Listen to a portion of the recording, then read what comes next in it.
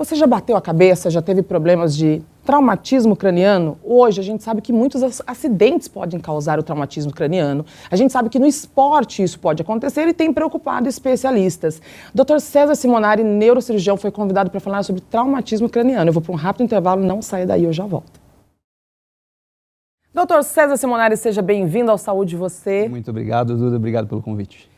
Eu que agradeço. Doutor, vamos começar falando sobre esses traumatismos cranianos que preocupam muita gente, mas a gente quer chamar a atenção das pessoas aqui para falar sobre alguns casos pontuais. Mas vamos entender o que é o traumatismo craniano. Duda, o traumatismo craniano, na verdade, é o termo médico que a gente usa para falar sobre qualquer pancada na cabeça. Então, desde aquela pancadinha pequena, aquela coisa ali que parece meio inócua, que não tem muito impacto, até o acidente de carro, um trauma de grande porte, por exemplo, a gente vai chamar isso de trauma de crânio. É óbvio que quanto mais intensidade, quanto maior o acidente, mais isso preocupa a gente. Então, o trauma de crânio ele tem a ver com qualquer coisa que danifica a cabeça num acidente. Então, quer dizer, caiu, bateu a cabeça, traumatismo craniano. Traumatismo craniano. As pessoas associam a algo grave, né? Sim, sim, exatamente. Bom, então já entendemos o que é traumatismo craniano. E aí o senhor, como neurocirurgião, o que mais se vê?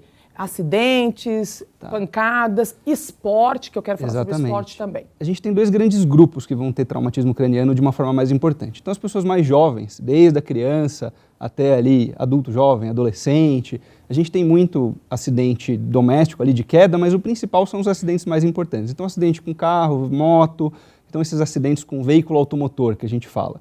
A gente vai ter um segundo grupo que vão ser os idosos. No idoso, é de longe queda da própria altura. Então a gente esquece, às vezes o idoso está um pouquinho mais frágil, não está com aquela mobilidade tão boa, às vezes vai cair, bater a cabeça. E é muito comum. E é muito comum. Essas são as de longe as mais comuns. Doutora, eu quero falar sobre o esporte, porque a gente vê que os esportes vêm crescendo cada vez mais e principalmente os esportes que envolvem as lutas. Isso. Né? E a gente vê aí, como eu acompanho muito, a gente vê que a gente tem pessoas que são renomadas no meio do esporte, como Maguila, né? Eu quero entender se o esporte, como esses que a pessoa, eu digo, o acidente é uma coisa, mas você praticar um esporte que te leva a saber que aquilo vai acontecer, quais são as consequências, doutor? Eu acho importante a gente falar sobre isso, porque é um esporte, mas a gente tem o futebol, que tem muito contato físico, a gente tem as lutas, então fala um pouquinho pra gente das consequências que são importantes. A principal preocupação que a gente tem nesses esportes é que dificilmente você vai ver um traumatismo muito grave nesses esportes. Não é tão comum você ver, por exemplo, uma pessoa que vai ter aquele acidente, que vai ter um hematoma imediato e vai precisar de uma cirurgia na hora. O problema maior desses esportes, o boxe, MMA, né, dentro do UFC, do contexto das lutas, mas o futebol com o cabeceio, uma coisa muito grande fora do país, por exemplo, o futebol americano, foi tema até de filme, né, a doença da concussão, que é uma pancada ali na cabeça mais forte. Então, esportes como a Fórmula 1, por exemplo, que tem aquele movimento da cabeça, não necessariamente o impacto direto, né? Então, esse trauma repetitivo é uma coisa que vai gerar algumas doenças de longo prazo. Tem algumas coisas que são descritas, por exemplo, no caso do pugilista, né, o boxeador, que geram alguns quadros demenciais, parecidos até com quadro de Alzheimer, muitas vezes. Olha. A gente tem alguns quadros dessas concussões menores, muitas vezes, que vão tirar o atleta do esporte, principalmente quando ela começa a se repetir.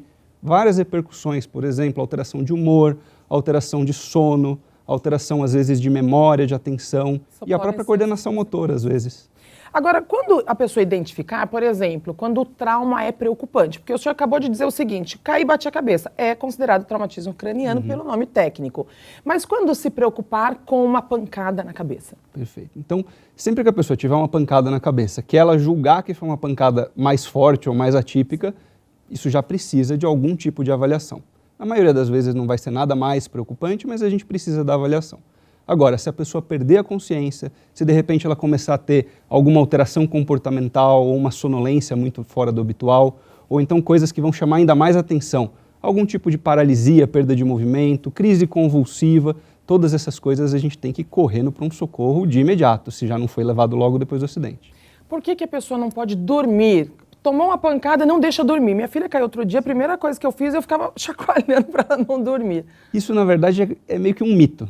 Isso é importante falar. Não é que a pessoa não pode dormir. Tá. A grande questão é, a gente precisa ter segurança de que a gente vai conseguir avaliar. Se a pessoa dorme, eu perco um critério de avaliação. Então, se eu estou seguro de que aquele traumatismo foi uma coisa um pouco mais leve, a pessoa pode dormir e continuar sendo avaliada, acompanhada, ainda mais dentro de um hospital, por exemplo, nas primeiras horas. Esse medo que a gente tem, na verdade, é que um dos sinais de gravidade é a perda de consciência, a pessoa entrar em coma por conta do acidente. E como se confunde muito isso, o medo que a gente tem é, vai dormir, entrou em coma. E na verdade só dormiu. Então a gente fica com aquele receio de deixar a pessoa perder a consciência. Minha pergunta é, caiu, bateu a cabeça, o ideal é procurar um pronto atendimento? De modo geral, seria essa a recomendação. Caiu, bateu a cabeça, não tem nenhuma alteração visível, a pessoa está muito bem, foi um trauma de baixa energia, né? Então, uma queda pequena, às vezes alguma coisa, ele está fazendo alguma coisa dentro de casa, caiu alguma coisa, bateu na cabeça, dá para você observar em casa, tomar um certo cuidado, mas ao mínimo sinal, qualquer dúvida, ou se for uma coisa mais intensa, o ideal é ir para o hospital.